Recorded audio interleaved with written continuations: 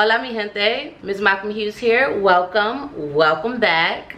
So today we are going to do not my review of the prophets, but we're going to read the first 3 chapters in preparation of my review for the prophet. Just so you all can be aware of what the book is about, be enticed, go out and read it, and join me for my review and discussion that will be coming really soon. Let's get into it, shall we? Chapter 1 is Judges. You do not yet know us. You do not yet understand. We who are from the dark, speaking in the 7 voices, because 7 is the only divine number, because that is who we are and who we have always been, and this is law. By the end, you will know, and you will ask why we did not tell you sooner. Do you think you are the first to have asked that question? You are not.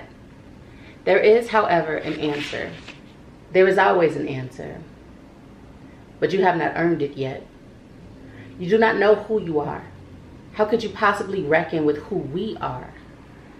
You are not lost so much as you are betrayed by fools who mistook glimmer for power. They gave away all the symbols that hold sway. The penance for this is lasting. Your blood will have long been diluted by the time reason finally takes hold. Or the world itself will have been reduced to ash, making memory beside the point. But yes, you have been wronged, and you will do wrong again and again and again, until finally you wake, which is why we are here, speaking with you now. A story is coming. Your story is coming. It is the whole purpose of your being there, here. The first time you arrived, you were not in chains. You were greeted warmly and exchanged food, art, and purpose with those who knew that neither people nor land should be owned. Our responsibility is to tell you the truth. But since you were never told the truth, you will believe it a lie. Lies are more affectionate than truth and embrace with both arms. Prying you loose is our punishment. Yes, we too have been punished. We all have. Because there are no innocents. Innocence, we have discovered, is the most serious atrocity of all. It is what separates the living from the dead.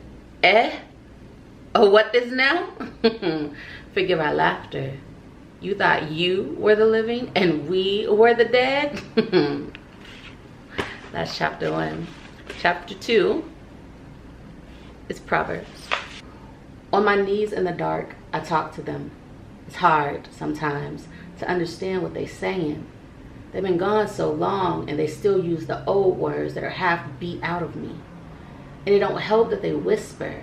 Or maybe they really screaming and just so far away that it sounds like a whisper to me. Could be that. Who can know? Anyway, I dig in the spot they told me to, and I bury the shiny sea stone just like they ask. But maybe I do something wrong, because Master Jacob still sell you off even after he say I am part of his family. Is that what Tobab do to their family? Snatch them out their mother's arms and load them up on a wagon like harvest? Had me begging in front of my man. Had me begging until the only man I ever loved can't even look at me right no more. His eyes make me feel like it's my wrong instead of theirs. I ask them, the old dark voices, about you. They say you right proud, on your way to becoming a man yourself. Got a lot of your people in you, but don't know it yet. And quick, maybe too quick for your own good. I surprised you still living. I asked them, I said, can you take a message to him? Tell him I remember every curl on his head and every fold on his body down to the creases between his toes. Tell him not even the whip can remedy that. They don't answer. But they say you down in Mississippi now, where whole things is made half. Why they tell me that, I don't know. What mother want to hear her child finna be carved up and carved out for no reason at all? I guess it don't matter. Here or there, us all gonna be made to pay somehow. Ephraim ain't said a word since they took you. Not a single word in all this time. Can you imagine? I see his lips move, but I'd be damned if any sound come out his throat.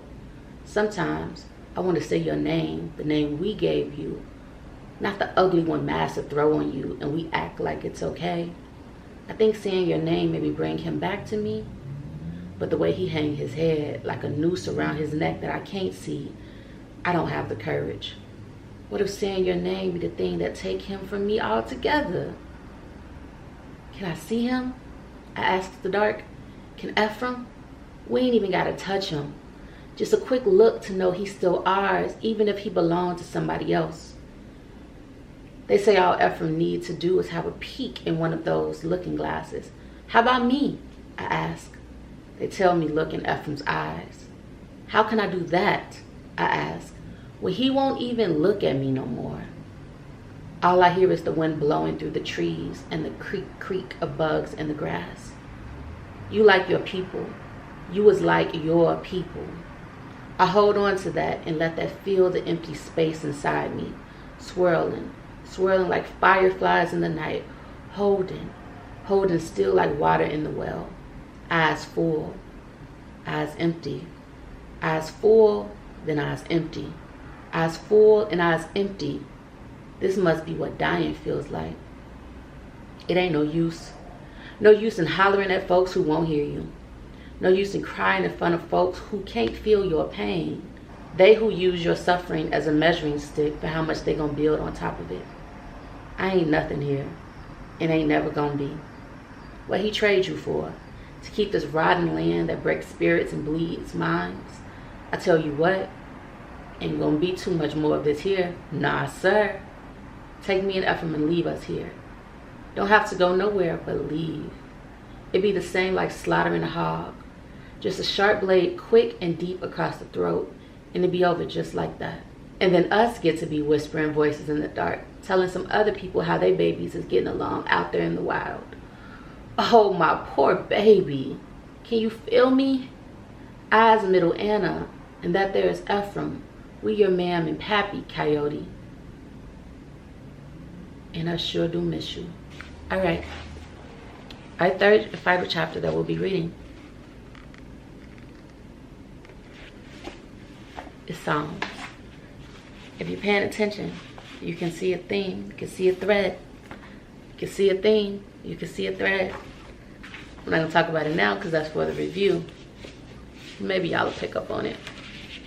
July had tried to kill them. First it tried to burn them, then it tried to suffocate them, and finally, when neither of those things was successful, it made the air thick like water, hoping they would drown. It failed. Its only triumph was in making them sticky and mean, sometimes, toward each other. The sun in Mississippi even found its way into the shade so that on some days, not even the trees would comfort. And two, there was no good reason to be around other people when it was hot like this, but longing for company made it some ways bearable. Samuel and Isaiah used to like being around other people until the other people changed. In the beginning, they had thought all the curled lips, cut eyes, turned up noses, even the shaking heads, signified a bad scent emanating from their bodies because of the toil in the barn. The odor of swill alone had often made them strip bare and spend nearly an hour in the river bathing, daily, just before sundown, when the others were bent out of shape from field work and tried to find an elusive peace in their shacks. There Samuel and Isaiah were, scrubbing themselves with mint leaves, juniper, sometimes root beer, washing away the layers of stink.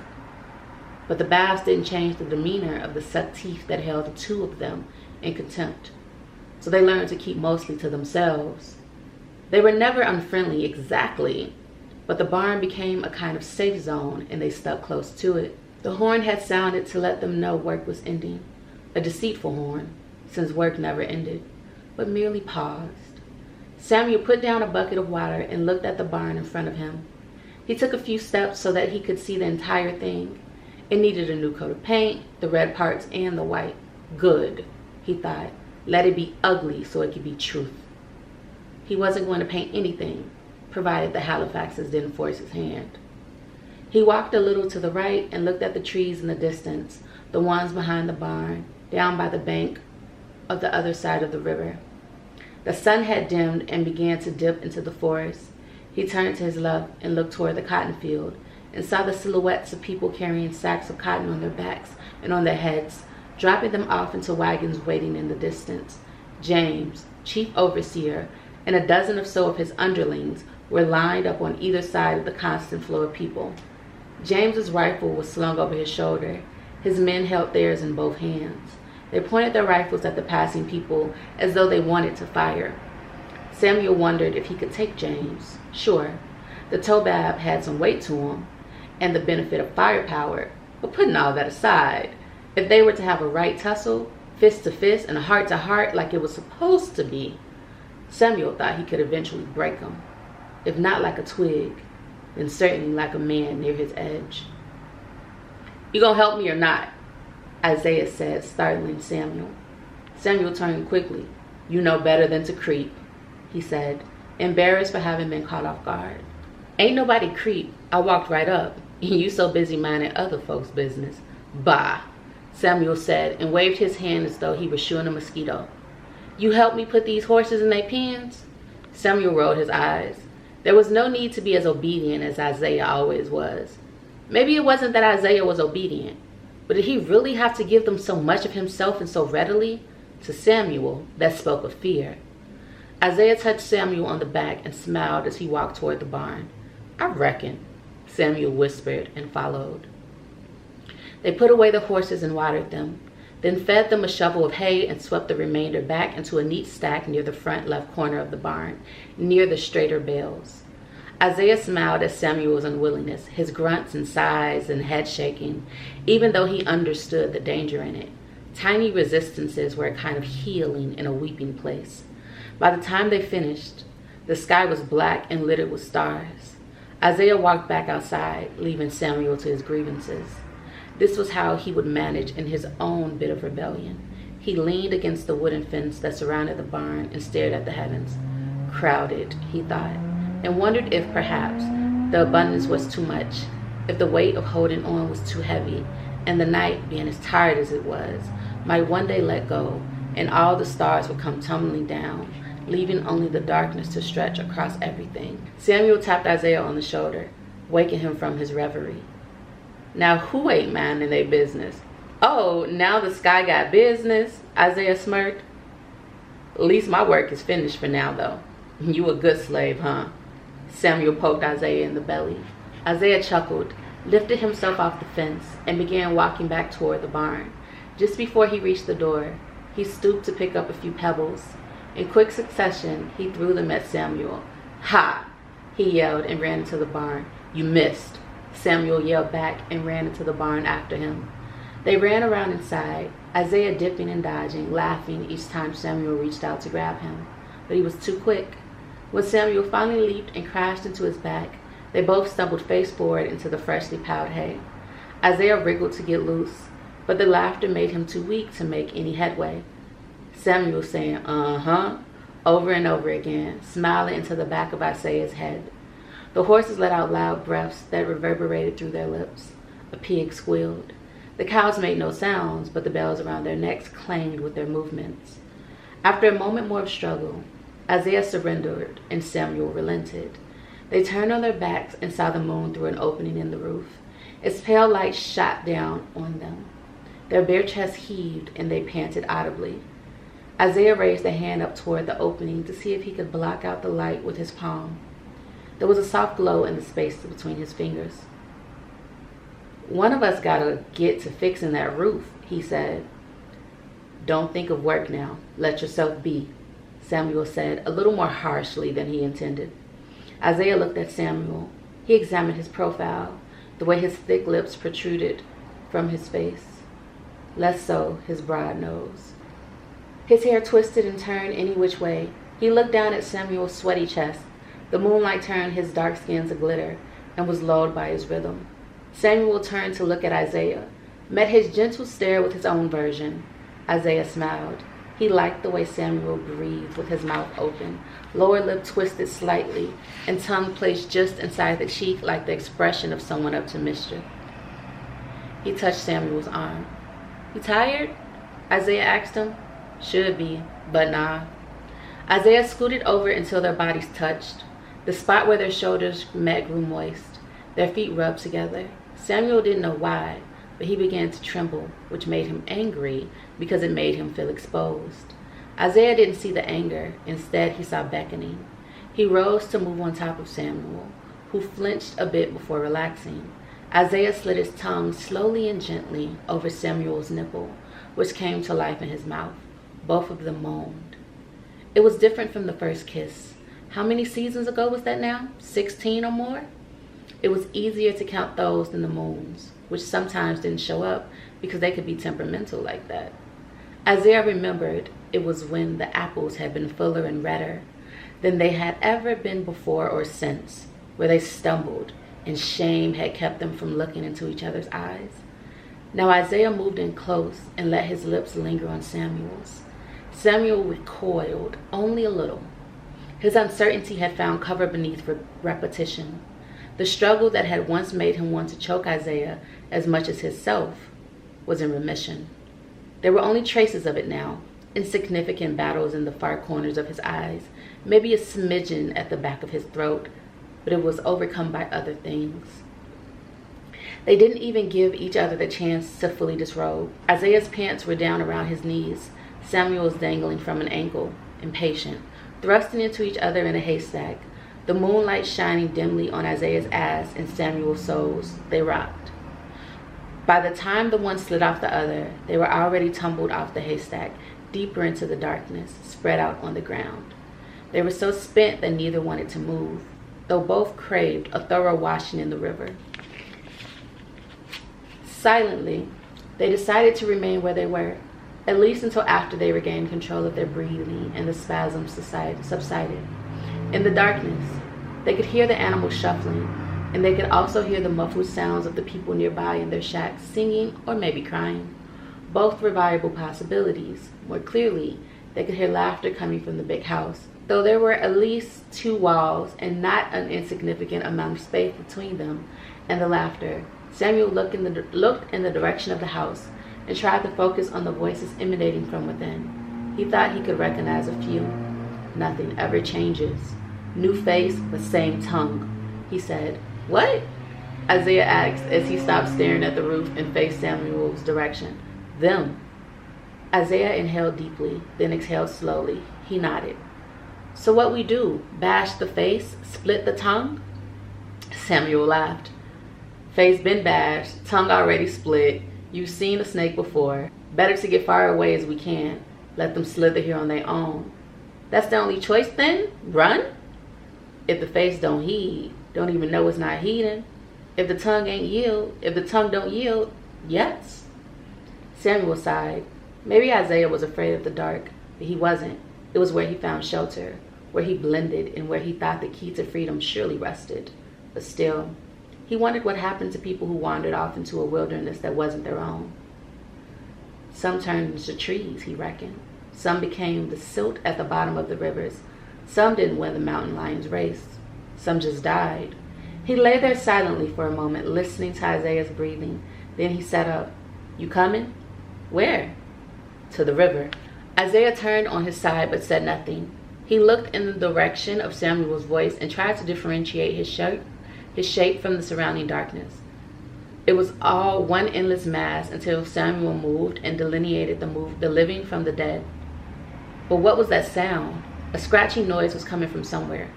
You hear that? Isaiah asked. Hear what? Isaiah was still. The scratching had stopped. He laid his head back down on the ground. Samuel moved again, as though preparing to stand. Wait, Isaiah whispered. Samuel sucked his teeth but returned to his position, lying next to Isaiah. Just as he got comfortable, the scratching noise returned. He didn't hear it, but Isaiah looked in the direction it was coming from, close to the horse pens. Something took shape there. It was first a tiny point, like a star. Then it spread until it was the night he was brought to the plantation. 20 of them, maybe more, piled into a wagon drawn by horses. All of them chained together at the ankles and at the wrists, which made movement labored and unified. Some of them wore iron helmets that covered their entire heads, turned their voices into echoes and their breathing into rattles. The oversized contraptions rested on their collarbones, leaving behind gashes that bled down to their navels and made them woozy. Everyone was naked. They had traveled over bumpy, dusty trails for what, to Isaiah, seemed a lifetime. the sun burning their flesh in the day and mosquitoes tearing it up at night. Still, they were thankful for the torrential rains, when those without helmets could drink at their leisure rather than at the gunmen's. When they finally reached Empty, which was what, in the quiet places, people called the Halifax plantation, and for good reason, he couldn't make out anything except a dim light coming from the big house. And then they were pulled one by one from the wagon, each of them stumbling because none of them could feel their legs. For some, the weight of the helmet made it impossible to stand. Others had the burden of being held down by the corpse they were chained to. Isaiah, who was just a child, didn't even know enough to consider the man who lifted him up and carried him even though his own legs were about to give. "I got you, little one," the man said, his voice labored and dry. "Your ma made me promise, and I gotta tell you your name." Then everything went black. When Isaiah came to, it was morning, and they were all still chained together, living and dead alike. They were lying on the ground near the cotton field. He was hungry and thirsty and the first to sit up. That was when he saw them, a group of people holding pails marching up the path, headed right for them. Some were as young as he was. They came with water and food, well, at least as close to food as he was liable to get. Pig parts that were seasoned enough to cover up the acrid taste and alleviate gagging. A boy with a ladle approached him. He moved the ladle toward Isaiah's face. Isaiah parted his lips and closed his eyes. He gulped as warm, sweet water leaked from the corners of his mouth. When he was done, he looked up at the boy. The sun made him squint so that at first he could only see the boy's outline. The boy moved a little, blocking the sun. He looked down at Isaiah with skeptical eyes and a chin too proud for anyone to have under those conditions. "You want some more?" the boy called Samuel asked him. Isaiah was no longer thirsty but nodded anyway. When the darkness returned to itself, Isaiah touched his own body to make sure he wasn't a child anymore. He was himself, he was sure. But what had just come to him? From a pinpoint in the dark, proved that time could go missing whenever and wherever it pleased. And Isaiah couldn't yet figure out a way to retrieve it. Isaiah couldn't be certain, but the remembrance that showed itself reminded him that he and Samuel were about the same age, 16 or 17 now, if every 4 seasons were properly counted. Nearly 20 years old now, and so much had remained unspoken between them. To leave it in the silence was the only way it could be and not break a spirit in half. Working, eating, sleeping, playing, fucking on purpose, for survival. Everything that was learned had to be transmitted by circling the thing rather than uncovering it. Who, after all, was foolish enough to show wounds to folks who wanted to stick their mouth-sucked fingers into them? The quiet was mutual, not so much agreed upon as inherited, safe, but containing the ability to cause great destruction. There, lying in the dark, Isaiah, exposed too closely to a living dream, heard it speak. "You ever wonder where your ma'am?" Isaiah heard it say. He didn't realize it was his own voice, but he didn't remember speaking. It was as though another voice, one that sounded like his, had escaped his throat. His, but not his. How? Isaiah paused. Then he moved closer, closer to Samuel. He felt his way around Samuel's body and settled his hand on Samuel's belly. What I mean is, I ain't say you spit, then try to grab it after it leave your mouth, asked Samuel. Isaiah was confused. "I ain't want to say that. It came up by itself." "Yeah," Samuel said, groaning. You never hear a voice and think it's not yours, but it is? Or it kinda is? You ever see your life outside you? I don't know. I can't explain," said Isaiah. He thought that maybe this was the witlessness that he saw take hold of a person, because the plantation could do that. Make the mind retreat so that it could protect the body from what it was forced to do, yet leave the mouth babbling. To calm himself, he rubbed Samuel's stomach. The motion lulled the both of them. Isaiah had started to blink slower and slower. He was almost asleep when his mouth woke him up. "Maybe a piece of you, somewhere inside, maybe your blood, maybe your guts, holds to her face," Isaiah said, surprised at his words rushing forth as though they had been dammed up. "Maybe when you look in the river, her face is what you see?" There was silence, and then Samuel inhaled suddenly and quickly. "Maybe, but no way to ever know," Samuel finally replied. "Maybe a way to feel, though," Isaiah blurted. "Huh?" "I said maybe a way." "No, Not you. Never mind, Samuel said. Let's go to the river. Isaiah intended to stand, but his body preferred lying there with Samuel's. I know my ma'am and my pappy, but all I remember is their crying faces. Someone take me from them, and they stand there watching me as the whole sky open up on them. I reach my hand out, but they only get farther and farther away until all I hear is screams and then nothing. My hand still reaching out and grabbing nothing. Both of them stunned by this. Isaiah by the recollection and Samuel by hearing it, but neither of them moved. They were quiet for a moment. Then Samuel turned to Isaiah. You knew your pappy? A man carried me here, Isaiah said, as he heard his history being recounted by his voice. Not my pappy, but somebody who said he knew my name. Never told me, though. Just then, Isaiah saw his own hand reaching out in the darkness of the barn. Small, frantic, just like that day. He thought that perhaps he was reaching not just for his ma'am and pappy, but for all those faded peoples who stood behind them, whose names, too, were lost forever, and whose blood nourished the ground and haunted it, whose screams sound like whispers now, whispers that will be the last noise the universe will ever make. Samuel grabbed Isaiah's hand and put it back on his belly. Something here, Samuel said. What? Nah. Isaiah started to rub Samuel again, which encouraged his voice. The last thing they said to me was coyote. I ain't figured that one out yet. Maybe beware, Samuel said. Why you say that? Samuel opened his mouth, but Isaiah didn't see. He stopped rubbing on Samuel and instead laid his head on Samuel's chest. I ain't want to say these things, Isaiah said, his voice now a croak. His cheeks were wet as he nestled his head deeper into Samuel. Samuel shook his head. Yeah.